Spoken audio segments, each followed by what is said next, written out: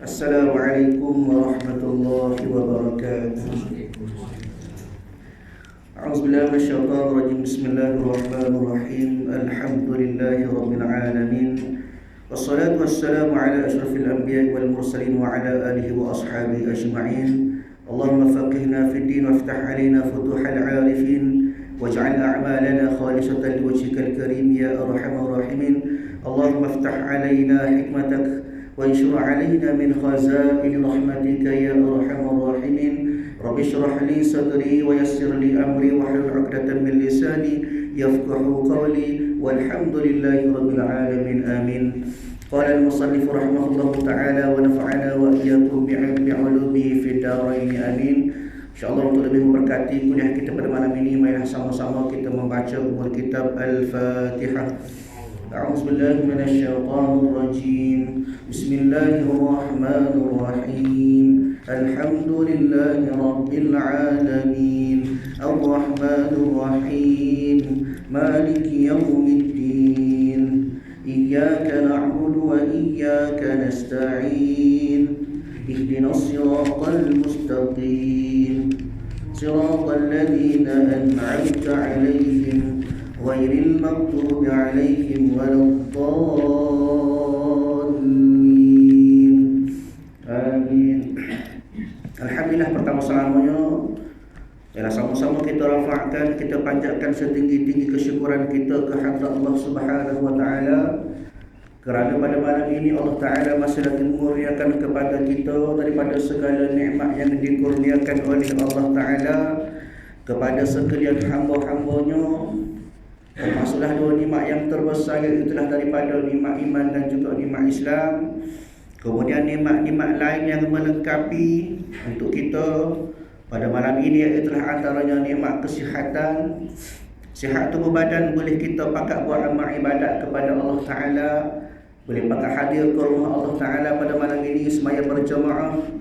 Kemudian berada dalam majlis ilmu yang dikatakan sebagai Raudhatun min Riyadil Jannah, satu taman daripada taman-taman syurga.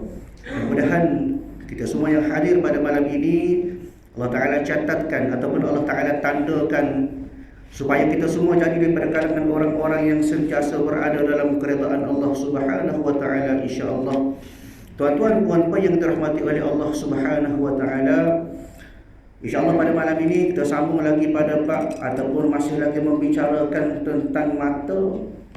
Dan insya-Allah pada malam ini kita sambung kuliah kita daripada kitab Penawar bagi Hati. Kalau kitab yang ada pada ambo, kitab Jawi, Penawar bagi Hati, cetakan Jawi lama, pada muka surat yang ke-6. Dan kitab-kitab yang ada pada tuan-tuan, insya-Allah muka surat ke-16 rasanya. Muka surat 16 atas. Ada pun memberitahu. Cuba deh, baik. Alhamdulillah, pada kuliah yang lepas disebut juga daripada firman Allah Ta'ala, bagaimana Allah Ta'ala bagi dalil kepada kita daripada surah daripada ayat Al-Quranul Karim. Allah Ta'ala sebut kullil mu'minin yaghuddu min absarihim wa yahfadhu furujahum dzalika azka lahum innallaha khabirun bima yasna'un. Bagaimana pengarang kita ini Syekh Abdul Qadir Al-Mandili rahimahullahu ta'ala memberi gambaran kepada kita dalam ayat ini ada 3 pesanan daripada Allah Ta'ala. Kuliah lepas kita sebut tentang pesanan yang pertama, potongan yang pertama ataupun bahagian yang pertama. Allah Ta'ala sebut kullil mu'minin yaghuddu min absarihim wa yahfadhu furujahum, kata Allah. Allah Ta'ala sebut 2 pesanannya, iaitu yang pertama menjaga mata daripada melihat benda-benda haram. Kemudian yang kedua, menjaga kemaluan daripada melakukan sesuatu yang haram. Itu adalah gambaran ataupun maksud intipati yang Allah Ta'ala sebut melalui ayat kullil mu'minin yaghuddu min absarihim wa yahfadhu furujahum. Kita pergi pada malam ini pada potongan yang kedua, iaitu ayatnya Allah Ta'ala sambung selepas pada kullil mu'minin yaghuddu min absarihim wa yahfadhu furujahum. Kata Allah Ta'ala zalika azka lahum.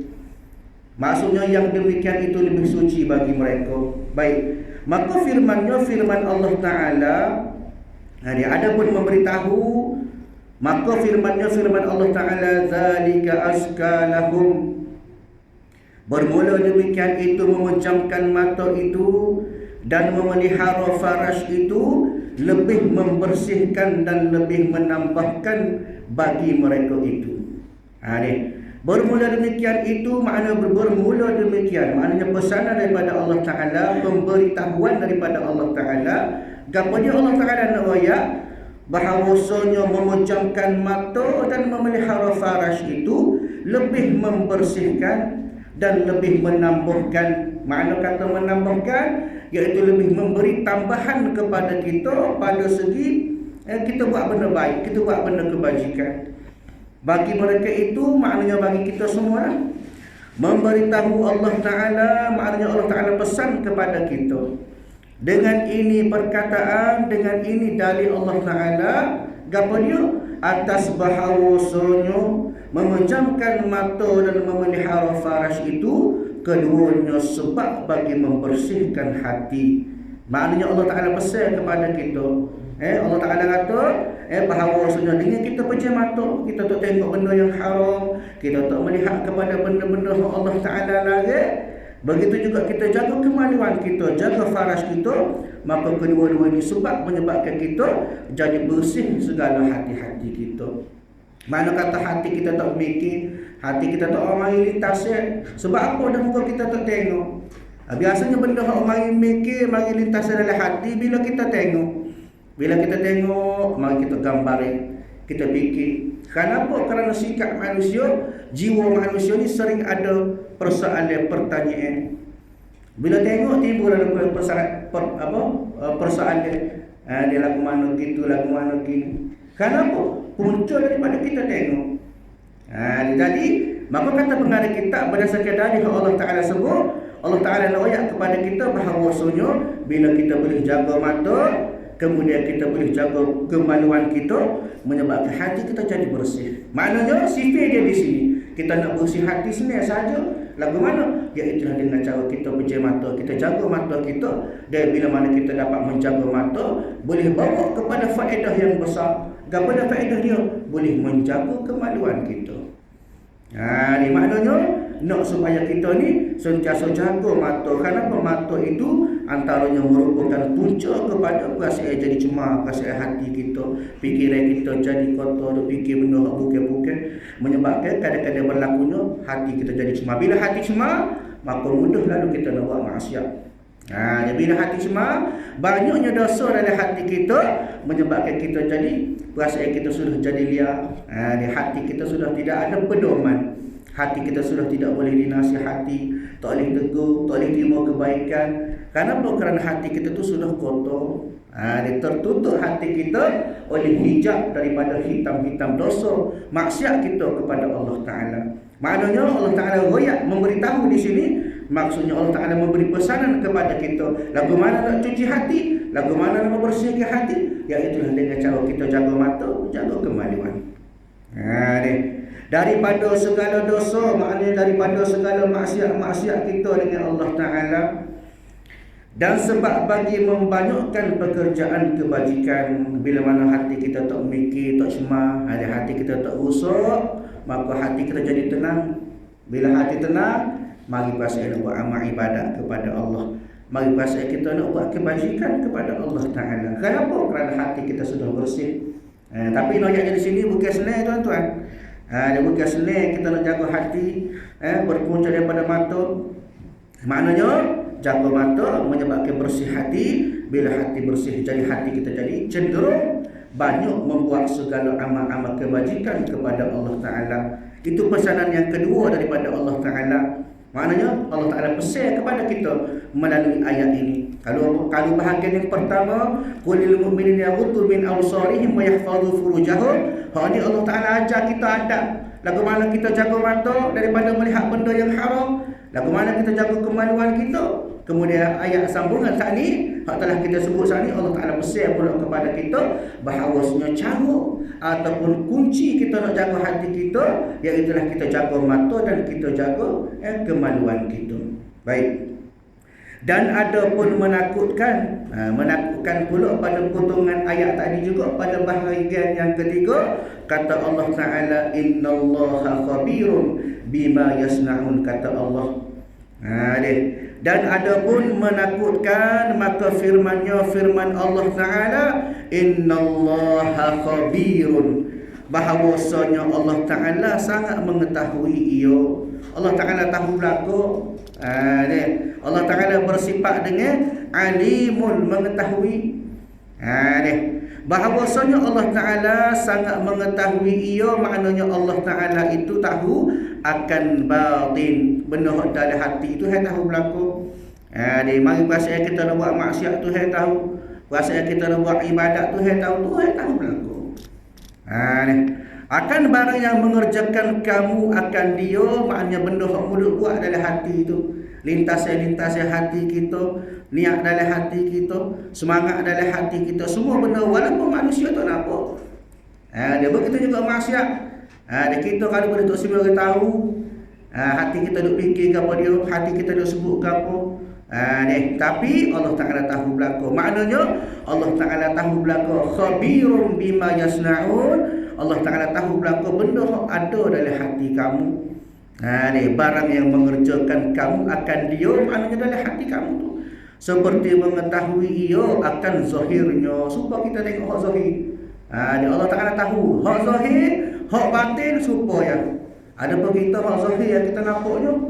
Hak luar yang kita nampak, oh dia rajin semaya, oh dia ni tak tinggal puasa pada Ramadan, oh dia ni duk aja buat puasa sunat. Hak tu kita nampak hak zahir. Adapun hak batin kita tak tahu dalam hati dia duk fikir ke apa. Dalam hati dia duk sebut ke apa, kita tak tahu. Maknanya itu adalah hak kita sebagai manusia sekatu ya. Boleh nampak hak zahir sahaja. Adapun hak batin, hak dalam, maka hak tu khijai Allah Ta'ala belaka. Nak supaya kita ni jagalah. Biar apa? Maknanya supaya hati kita tidak ada benda-benda yang boleh menyebabkan kita malu bila mana Allah Ta'ala tengok dalam hati kita. Dia boleh cara tutup payah lah. Tapi kena usaha sikit-sikit, lama-lama kita boleh jaga hati kita dengan baik. Maka selagi membalas ia, maknanya selagi membalas ia, membalas Allah Ta'ala, maknanya akan dibalas oleh Allah Ta'ala akan dia, maknanya akan segala maksiat yang telah kita buat. Dalam hati ko, zahir ko, bermula daripada hati, pergi kepada zahir. Kadang-kadang mari lintas dalam hati dulu nak buat maksiat. Bila zahir tengok mata tengok, lain clear, lain comel, maka kita buat maksiat dengan zahir kita. Hal ni semua ni Allah Ta'ala akan balas belaka. Jika ada ia yang baik, nescaya membalas ia dengan pahala. Kalau benar baik, Allah Ta'ala akan balas dengan pahala. Wa may ya'mal mithqala dzarratin khairan yarah, kata Allah Ta'ala. Walaupun sebesar zarah membuat kebaikan, maka Allah Ta'ala akan kira, Allah Ta'ala akan balas belaka. Begitu juga wa may ya'mal mithqala dzarratin syarran yarah. Benar buruk pun walaupun sebesar zarah, maka Allah Ta'ala akan kira, Allah Ta'ala akan nilai belaka.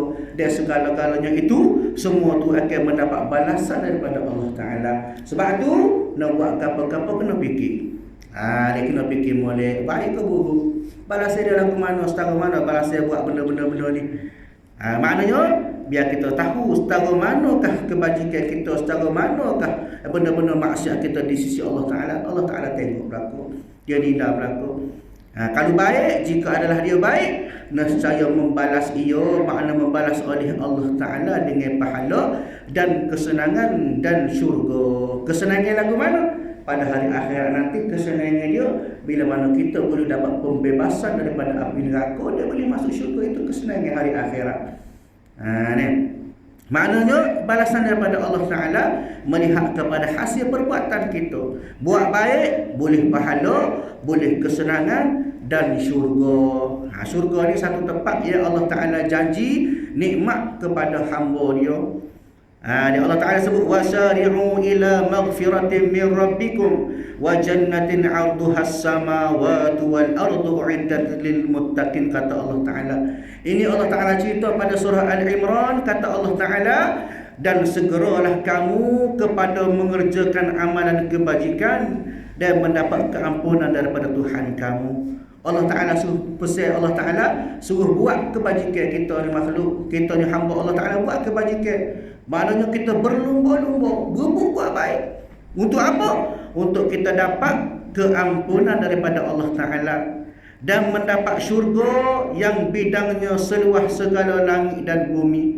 Wa jannatin arduhas samawati wal ard, maknanya kita boleh syurga bidangnya luas dia tu setara mana? Seluas segala langit dan bumi. Uiddat lil muttaqin, Allah Taala cerita kepada siapa? Yang disediakan bagi orang-orang yang bertakwa. Allah Ta'ala bukan beri kepada semua. Ini Allah Ta'ala pilih daripada kalangan orang-orang yang bertakwa. Lagu mana kita nak tahu kita bertakwa ke tak? Sipil dia mudah ya. Dia takwa mudah. Takwa makna dia ikut pada istilah dia, takwa ni khasyitu ilallah, takut kepada Allah Ta'ala. Takwa ialah takut kepada Allah Ta'ala. Dia lagu mana konsep takut kepada Allah Ta'ala? Takut kepada Allah Ta'ala dia tak serupa dengan takut kepada makhluk. Kita takut kepada makhluk, kita kau jauh. Takut ke rimah, kita lari. Takut kepada penjenayah, orang bunuh, orang kena, kita lari. Itu takut dengan makhluk. Tapi takut dengan Allah Ta'ala, kau rapat. Itu konsep dia. Dia kena faham. Dan bagaimana kata ulama, orang yang takut kepada Allah Ta'ala dua yang dia pegang. Apa dia? Yang pertama, buat hak Allah Ta'ala suruh. Yang kedua, tinggal hak Allah Ta'ala lari. Itu kan takut lah tu. Kenapa? Buat hak Allah Ta'ala suruh. Dia ikut segala hak Allah Ta'ala perintah kepada dia. Buat amal ibadat, buat benda-benda wajib. Dia buat kenapa? Kerana takut kepada Allah. Wa tanhauna 'anil munkar, kemudian dia tinggal, dia cegah daripada benda-benda buruk. Kenapa? Kerana dia takut kepada Allah Ta'ala juga. Atas sebab apa? Dia takut balasnya Allah Ta'ala esok. Maka kita dah tahu konsep dia. Kita dah tahu kita ni bertakwa pada.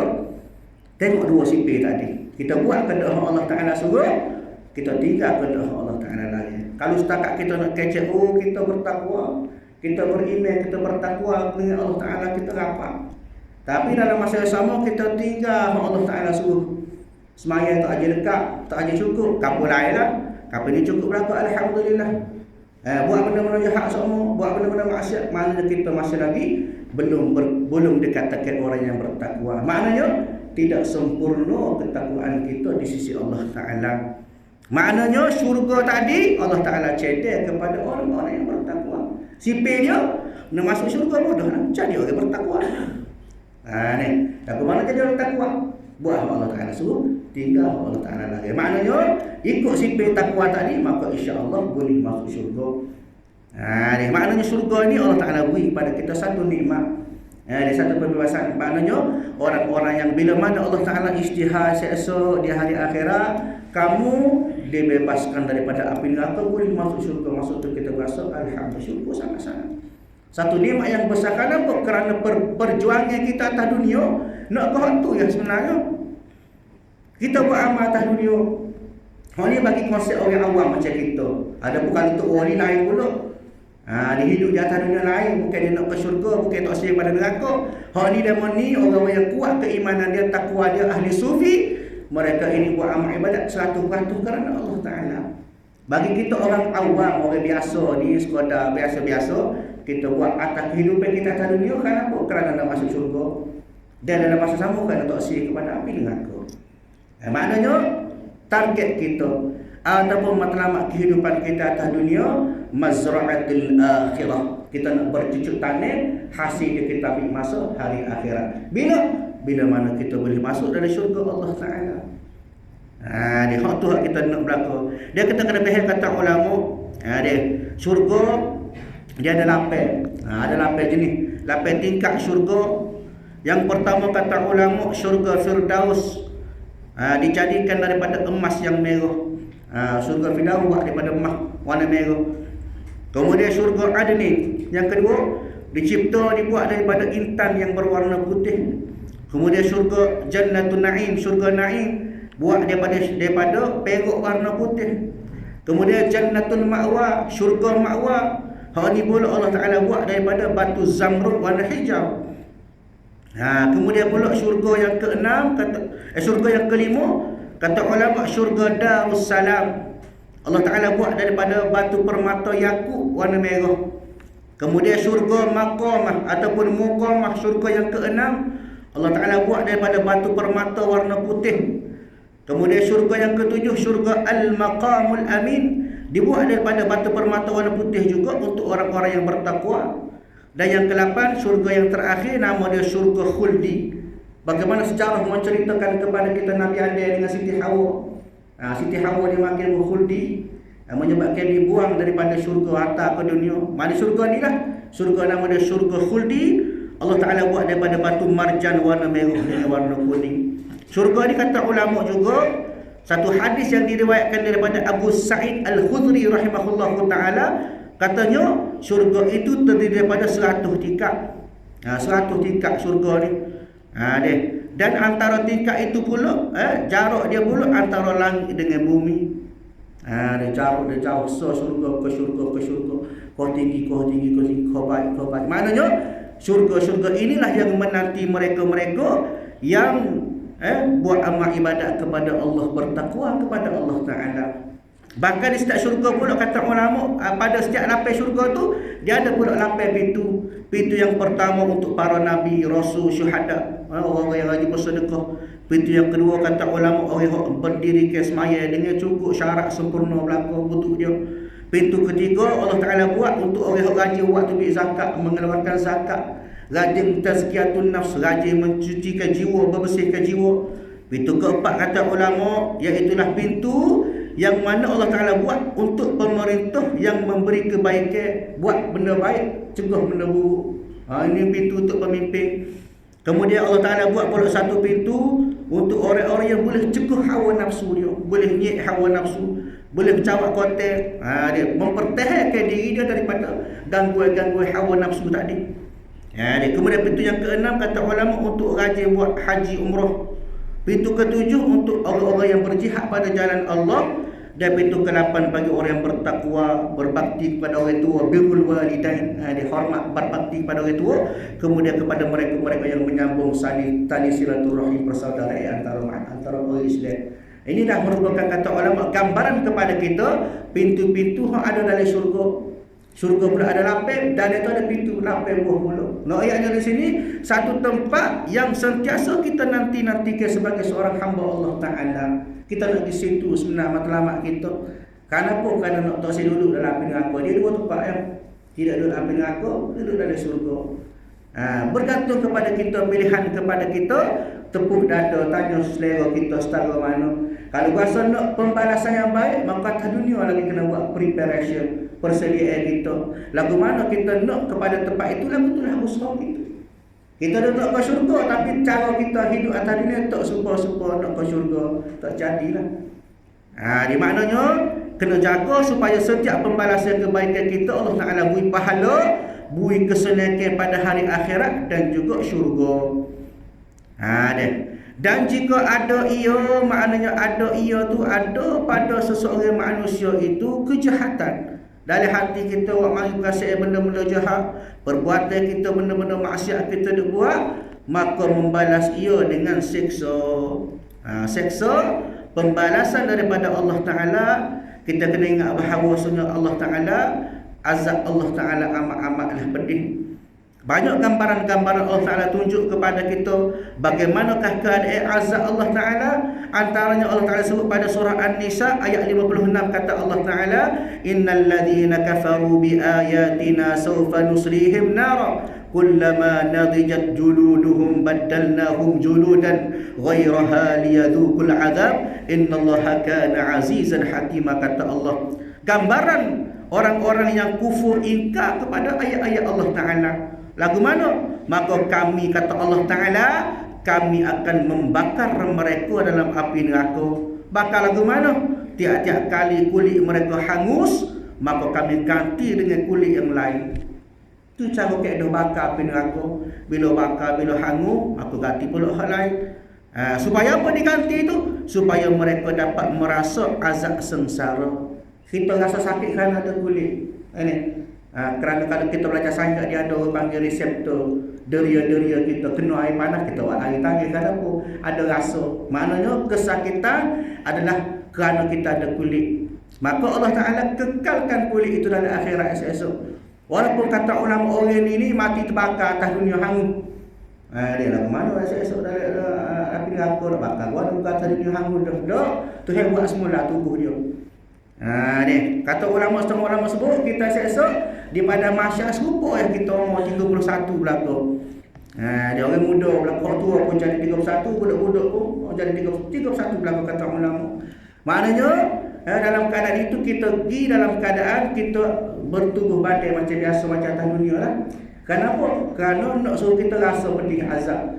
Kalau Tuhan hukum kita di akhirat dalam neraka esok dengan roh, maka tak rasa lah kita. Roh tak rasa sakit, roh tak ada roh rasa sakit. Kena bakar api tak ada roh rasa sakit. Tapi kita hadir, kita pergi kepada hari akhirat dengan keadaan kita ni bertubuh badan semua ni lah. Tuhan bakar kita, barulah kita berasa gambaran supaya kita boleh rasa azab siksaan Allah Ta'ala siksa kepada kita tu. Dan ingatlah kata Allah Ta'ala, innallaha kana azizan hakima, kata Allah, sesungguhnya Allah adalah maha kuasa lagi maha bijaksana. Nah, ayatnya di sini balasan api neraka sangat berat. Sangat besar. Kita nak buat apa-apa atas dunia sekalipun, kena ingat azab yang menanti kita secara mana. Jangan ingat kita dimati bila kamu tak ada dah. Jangan, kenapa masih panjang kehidupan kita. Di kehidupan tadi dunia sementara. Kata Nabi SAW, al-umur ummati ma baina sittin wa sab'in, kata Nabi. Umur aku, kata Nabi, antara 60 hingga 70 ya. Atas dunia setara tu umur kita. Tapi di akhirat esok abadan abidina. Dia sampai bila-bila tak ada kesudahan. Kita hidup atas dunia, orang panggil kaedah dia ulama sebut hidup sebelum mati. Itu hidup atas dunia. Esok-esok di akhirat kita dihidupkan hidup, ada hidup dan selepasnya tiada lagi kematian. Hidup sampai bila-bila. Kenapa? Karena itulah yang akan menjadi tempat untuk kita terima balasan. Kata ulama sebut kita esok-esok di akhirat, esok-esok sehari dari akhirat, kata ulama sebut 70 tahun atas dunia. Dia sehari baru akhirat atas 70 tahun tu. Setengah ulama sebut 7,000 tahun ada juga. Ayatnya panjang masa. Jadi kita nak buat apa-apa atas dunia, kita fikir esok dah ke mana kita di akhirat. Kalau kena balasan baik, alhamdulillah lah, boleh masuk syurga. Maknanya nikmat yang berkekalan. Adapun kalau duduk dalam api neraka, maka kita akan terima azab setimpal dengan perbuatan kita atas dunia. Maknanya jika ada dia kejahatan atas dunia, buat maksiat kepada Allah Ta'ala, buat dosa kepada Allah Ta'ala, maka membalas Allah Ta'ala dengan seksa dan api neraka. Wal'iyadzubillah. Hal kita tak siap. Kalau boleh atas dunia ni kita fikir, kita buat gapo-gapo, tengok kepada akibat dia. Ni semua orang kadang-kadang buat benda tak fikir, nak buat apa tu tak fikir, dia mana tak nampaknya sedap atas dunia, dia nampaknya syukur atas dunia. Sedangkan di akhirat esok tu hari dua berlaku. Dia setara mana kebaikan, setara mana kejahatan kita, setara mana maksiat kita dengan Allah Ta'ala, maka semua tu Allah Ta'ala akan kira berlaku. Membalas ia Allah Ta'ala dengan siksa dan api neraka. Api neraka ni kata ulama, dia setengah ulama sebut api neraka dia ada berapa? Adanya 7, ada 8 juga. 7. Api neraka ada 7, syurga ada 8. Gapo dia nama dia? Yang pertama neraka Jahannam, atas sekali. Neraka ini kata ulama bermula daripada atas, mana seburuk-buruk dia ialah bagaimanakah neraka Jahannam duduk atas sekali. Neraka Jahannam atas sekali, maknanya peringkat neraka dia duduk mula-mula. Bawah pada dia yang kedua, maknanya nama apa? Neraka Luza. Ini bagi orang yang mendustakan agama Allah Ta'ala. Yang ketiga neraka Hutamah. Di neraka ini bagi mereka yang lala dalam mengerjakan perintah Allah Ta'ala. Kenapa? Kerana nak kepada harta dunia. Ini bagi orang yang tinggal semaya kena kerja, tu bagi kelik gelap semaya bedok kapal lain lah. Kapal ni rajin belakang semaya, alhamdulillah. Ayatnya dia tak buat amal ibadat semata-mata kerana dia kerja dunia, maka kata ulama neraka ni lah akan tunggu dia. Makna neraka Hutamah. Kemudian neraka Sa'ir, neraka yang keempat. Siapa dia pula penghuni dia? Kata ulama menghuni neraka Sa'ir daripada kalangan orang yang memakai harta anak yatim. Makan harta orang lah maksudnya. Dia kita duk tipu orang, duk makan harta anak yatim dan sebagainya, duduk dalam neraka Sa'ir esok. Kemudian bawah pada dia pula neraka yang kelima, iaitu neraka Saqar. Neraka Saqar, siapa dia?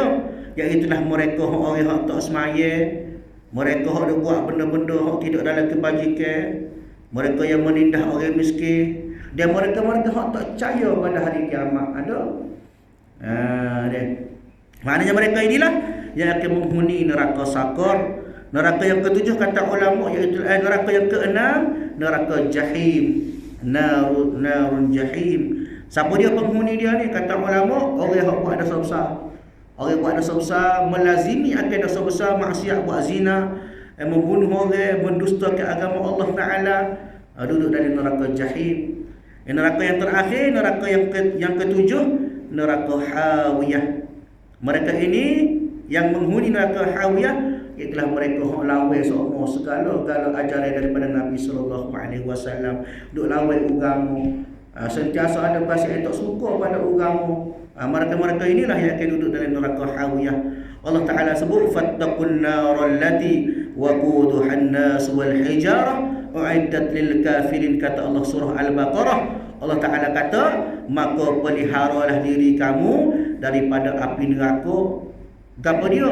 Yang mana bahan-bahan bakarannya manusia dan batu-batu berhala. Ini adalah barang-barang untuk bakar dalam api neraka, manusia dengan batu, iaitu yang disediakan kepada orang-orang yang kafir. Mana kafir? Maknanya kufur atas arahan daripada Allah Ta'ala. Sebab itulah kita, bila mana kita nak buat benda, kita kena fikir balas baik ke balas buruk, syurga ke neraka. Dia buat pertimbangan. Allah Ta'ala biarkan kan. Dia laqad khalaqnal insana fi ahsani taqwim. Maka dijadikan sesungguhnya, dijadikan manusia itu sebaik-baik kejadian. Kenapa? Kerana ada akal. Maka dimuliakan manusia kerana kita ada akal. Maka dengan akal itulah buat pertimbangan sebaik-baiknya. Buat segala kerja buat kita, segala perbuatan yang kita buat tu, supaya kita ni sentiasa ingat bahawasanya adanya pembalasan di sisi Allah Subhanahu Wa Taala. Bagaimana kita melihat bahawa Sayyidina Umar Al-Khattab pernah berkata, izzud dunya bil mal wa izzul akhirati bisalihil a'mal. Kemuliaan dunia dengan harta. Maknanya kita di atas dunia ni, bila mana kita ada harta, orang pakat mulia belaka, orang pakat puji, orang pakat sanjung. Sedangkan kemuliaan pada hari akhirat ialah dengan amal soleh kita. Bila kita boleh bawa bekal kepada Allah Ta'ala dalam keadaan banyak, alhamdulillah, syukur. Dia orang lain pakat bibik belaka, sikit pahala, kita boleh bawa beli piku, dia kuning besar. Dia maknanya banyak pahala kita bawa, maka itu adalah satu keadaan. Bila mana dalam keadaan itu, maka kita akan rasakan satu kemuliaan. Bila mana kita boleh bawa pahala yang banyak, menandakan kita ni banyak mengikut ataupun kita banyak buat segala amal soleh atas dunia. Mudah-mudahan kita semua tuan-tuan yang dirahmati oleh Allah Subhanahu Wa Taala boleh jadi daripada kalangan orang-orang yang sentiasa berfikir sebelum kita buat sesuatu. Kita fikir segala balasan daripada Allah Ta'ala. Adakah syurga ataupun neraka? Adakah kesenangan ataupun kesengsaraan? Adakah balasan baik ataupun balasan azab seksa daripada Allah Subhanahu Wa Taala? Pakak-pakak fikir belaka. Mudah-mudahan perkongsian kita pada malam ini memberi pengajaran kepada kita daripada pesanan-pesanan Allah Subhanahu Wa Taala kepada kita, supaya kita boleh jaga mata kita, jaga kemaluan kita, jaga hati kita. Yang penting jaga jalan hidup kita supaya sentiasa dalam syariat Allah Ta'ala, sentiasa berada pada jalan yang Allah Ta'ala redha kita sentiasa, insya-Allah. Mudah-mudahan pada malam ini dapat kita berkongsi semua yang baik itu daripada Allah Subhanahu Wa Taala, yang tidak baik itu juga daripada Allah Ta'ala, tapi atas kelemahan atas diri hamba sendiri. Insya-Allah kita sambung kuliah kita pada masa akan datang. A'udzubillahi minasyaitonirrajim. Bismillahirrahmanirrahim. Alhamdulillahirabbil alamin. Wassalatu wassalamu ala asyrafil anbiya'i wal mursalin wa ala alihi wa ashabihi ajma'in. Allahumma inna nas'aluka ridhaka wal jannata wa na'udzubika min sakhatika wan nar. Allahumma innaka 'afuwun karimun tuhibbul 'afwa fa'fu 'anna wa 'an walidina wa 'an jami'il muslimina wal muslimati wal mu'minina wal mu'minati bi rahmatika ya arhamar rahimin. Rabbana atina fid dunya hasanah wa fil akhirati hasanah wa qina 'adzaban nar. Fa sallallahu ala sayyidina Muhammad wa ala alihi wa ashabihi ajma'in walhamdulillahi rabbil alamin. Assalamualaikum warahmatullahi wabarakatuh.